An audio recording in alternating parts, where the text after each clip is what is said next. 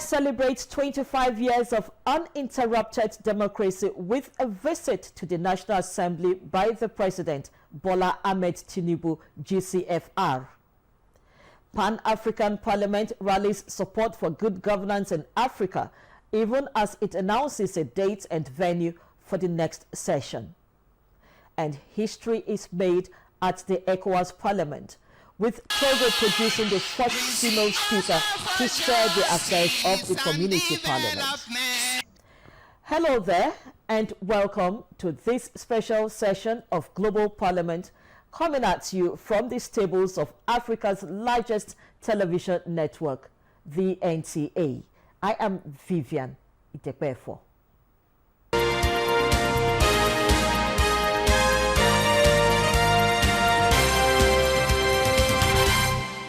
Nigeria is commemorating 25 years of uninterrupted democracy. As part of activities to mark this landmark feat, the National Assembly received President Bola Ahmed Tinubu in a joint session. Out of honor and respect for the National Assembly, you said you must pass through the National Assembly on your first anniversary in office.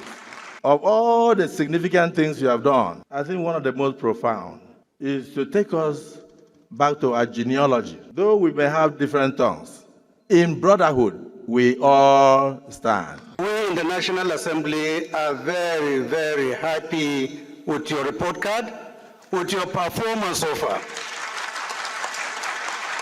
The National Assembly is thankful for the partnership that has existed within the last 12 years between you and us here. And to assure you as well that the National Assembly will always be supportive of your noble objectives. We go to the ancient city of Kano, where the ECOWAS Parliament held its second extraordinary session for 2024. Mohamed Rabiu Ali tells us that the Republic of Togo broke the jinx by producing the first female speaker of the parliament. Let's take a listen.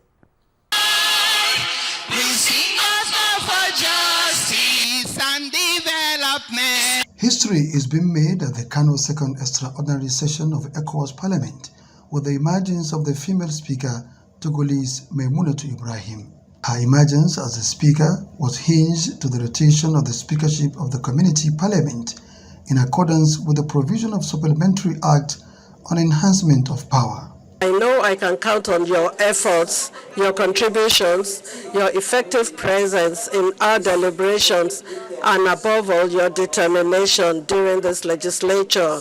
Your passion, your dedication, your commitment to the realization of the objectives of Parliament will enable us make ECOWAS an ECOWAS of peoples where peace, security, and prosperity for all reign.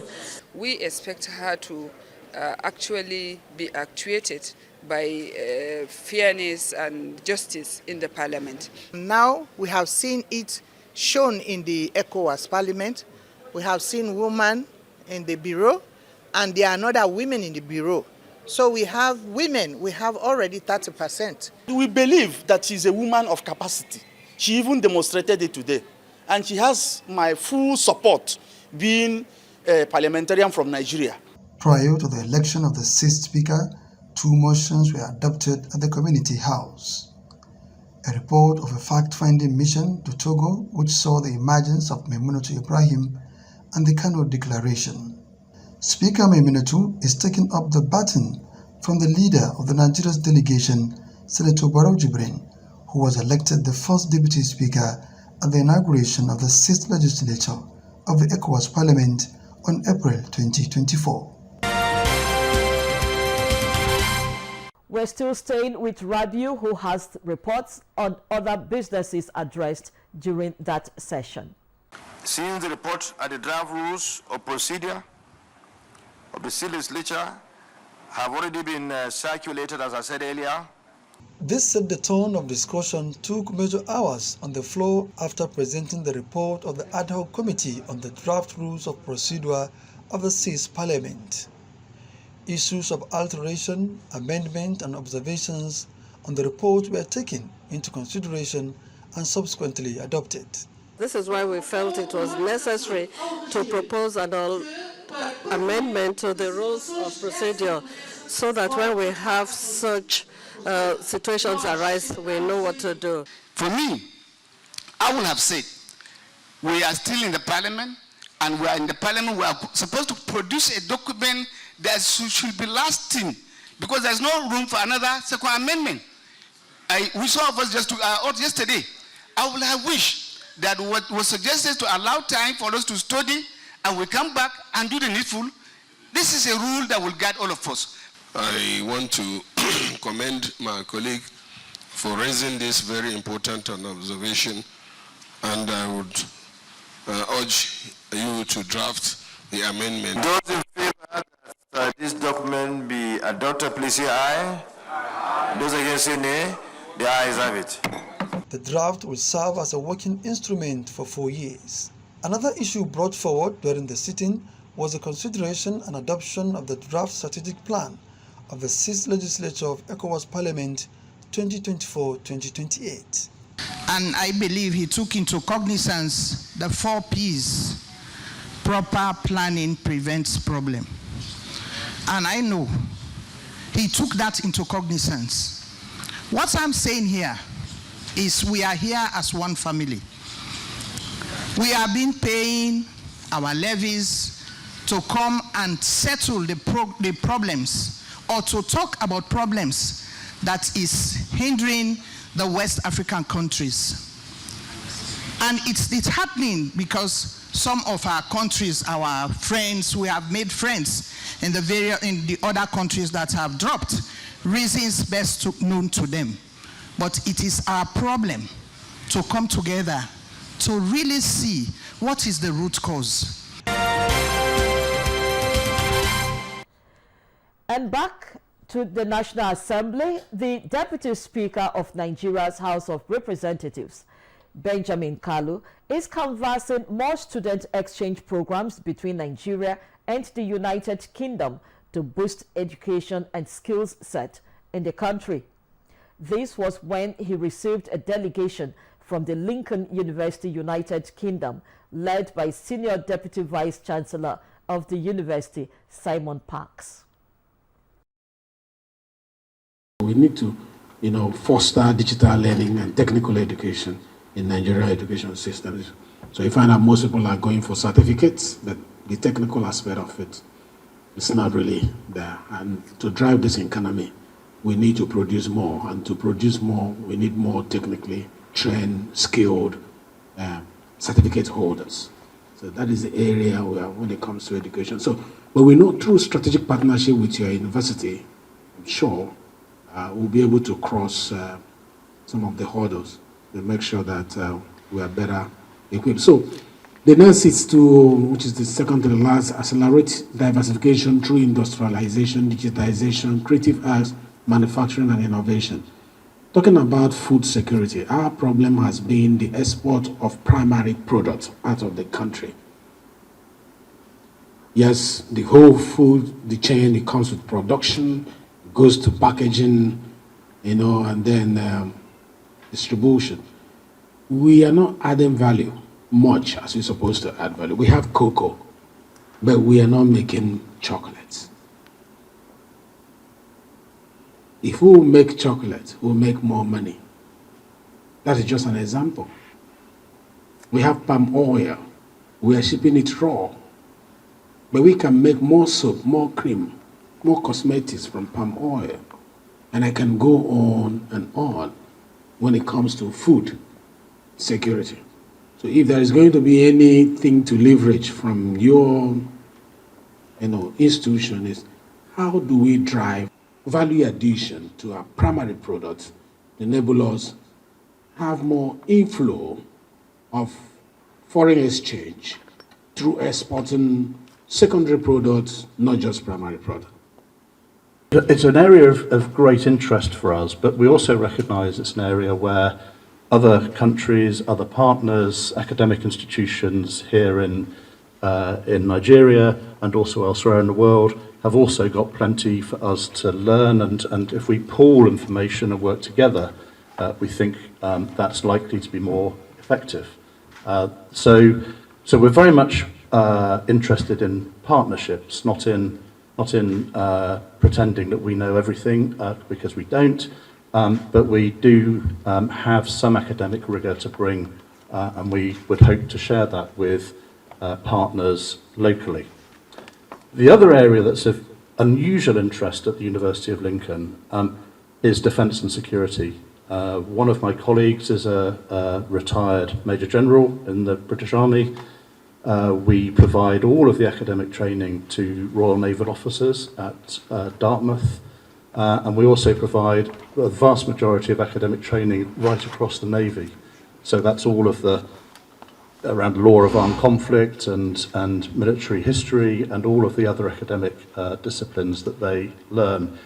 And alongside that, we partner with a number of firms that are interested in intelligence gathering, surveillance, target acquisition, so the use of drones and other technology to be able to understand what's going on in the world. And of course that reads across into agriculture, where we're now starting to see drones being used for precision spraying of crops, so they can detect using colour recognition which crops are unhealthy and spray only those crops and not the rest of the field. So it's much cheaper, much more efficient and much better for the environment.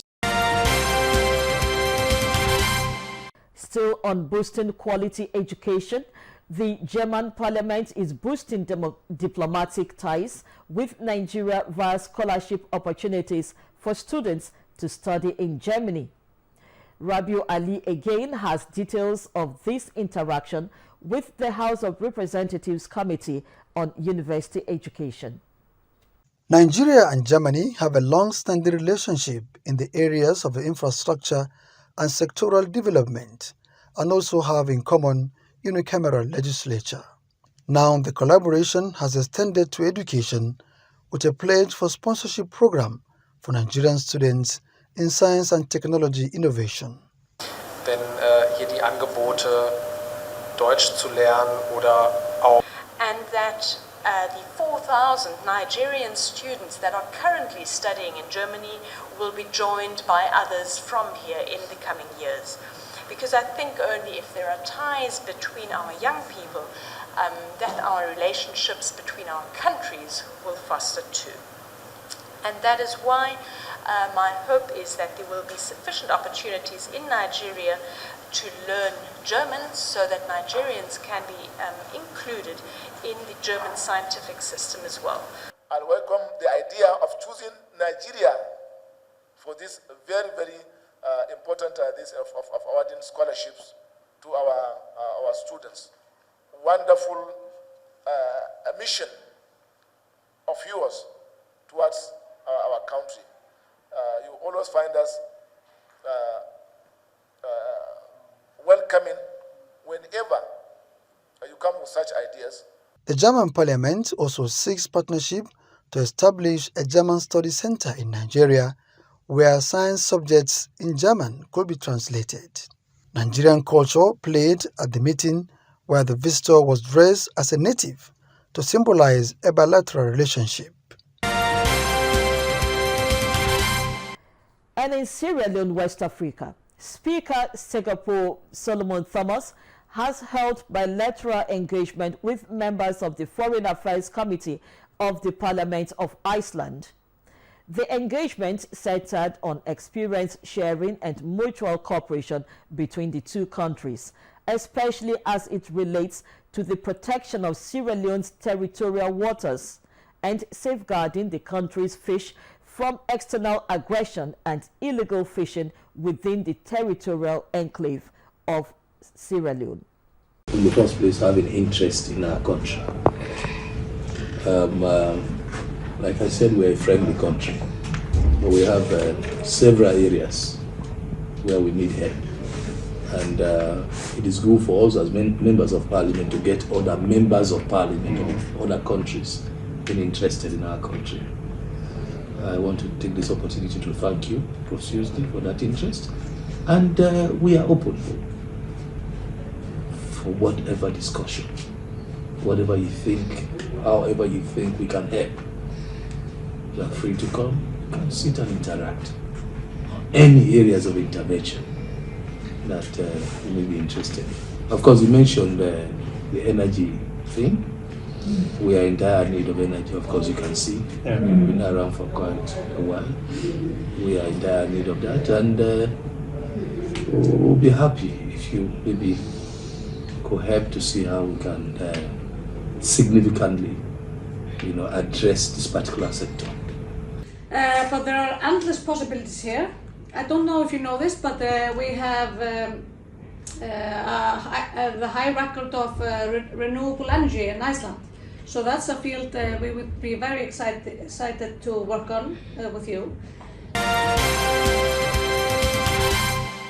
A short recess beckons. Global Parliament will return shortly. Are you looking for a short channel to make your business, goods and services go viral? Look no further, as NTA Parliament is your short channel. Take advantage of our wider reach and advertise your products and services on NTA Parliament DSTV channel 370, GoTV channel 126, StarTimes channel 306, and Free TV channel 706. For more inquiries, contact the Marketing Department, NTA Parliament, NTA Headquarters Area 11 Garki Abuja, or call these numbers 080-383-40464 or 080-770-78055.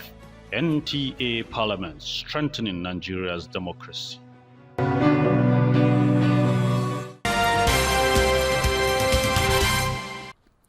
This is Global Parliament on NTA Parliament. Follow this and other programs on the platforms on the screen.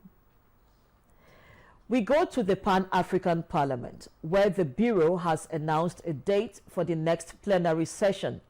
This is scheduled to hold from 24th of June to the 5th of July 2024 at the precincts of the Parliament in Midrand, South Africa. The notice is contained in a letter addressed to the members of the PAP with the caption, "Updates on PAP programs and activities, including the plenary session," as signed by the President, Fortune Charumbira. The letter highlights some of the steps being taken to address the issues of adequate funding for successful parliamentary sessions. Ahead of the plenary session of the Pan-African Parliament, media practitioners from the South African region converged on Johannesburg to sharpen skills and knowledge on reporting proceedings at the Continental Parliament. Organized under the auspices of the African Parliamentary Press Network, APPN, and the Pan-African Parliament, participants came up with a common strategy and an implementation plan after undergoing rigorous tutelage in areas such as understanding a complex organization and ensuring accuracy, ethical reporting in parliamentary journalism, how to improve media relations, entry points for effective media engagements, and the role of the media in enhancing reporting of Pan-African Parliament activities. Still in the South African region, the National Parliament of Zimbabwe has launched a caucus for persons with disabilities with a call for deliberate actions geared towards inclusivity. Speaker of the Parliament of Zimbabwe, Jacob Mudenda, expects the caucus to be more than just a group of like-minded parliamentarians. He also expects the group to be powerful and a force for change of mindset and a beacon of hope for the millions of people with disabilities in the country. Zimbabwe ratified its signature to the UN Convention on the Rights of Persons with Disabilities in September 2013. Did you find these engaging? Send us your comments on the platforms on the screen. Up next is Parliamentary Journal.